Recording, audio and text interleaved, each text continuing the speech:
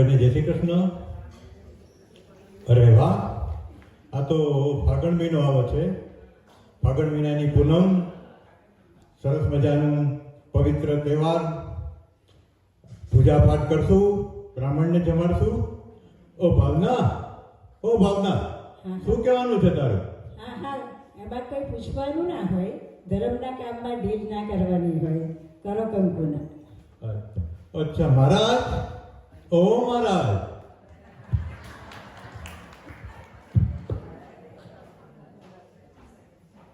જમવા તો તમારે મારે ત્યાં આવવું જ પડશે. હવે જમવાનું ક્યાં અગત્યનું છે?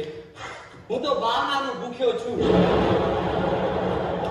આપવી હોય ને તો તમારી ભાવના મને આપો.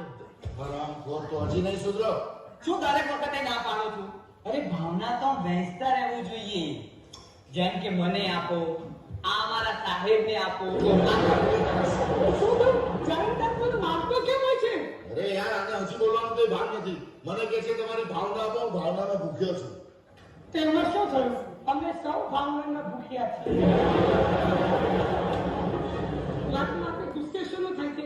લાગે છે તારી ભાવના સારી નથી. ભાવના સારી છે હવે. તો અમને આપવામાં તને વાંધો શું? ભાવનાને વેચવાથી તો સંબંધ વધે. નથી વધારવો મારે સંબંધ. અરે ભાવના માંગીએ તેમાં ફરક છે શાનો? આ તો ભડકું નહીં, હરામખોર. ભાવના મારી વાઈફનું નામ છે. ભાવના એની કાટનું નામ છે. ઓહ ચંદ્રભાઈ, હું તમારી ભાવનાને સમજી ન શક્યો. એટલે કે મારાથી તો ખોટી ભૂલ થઈ ગઈ. મને માફ કરો, મને ક્ષમા આપો.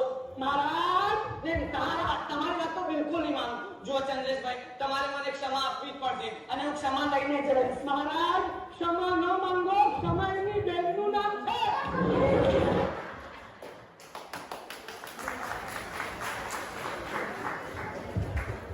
ખૂબ ખૂબ ધન્યવાદ. નાની નાની વાતોમાં આપણે કેવા હાસ્ય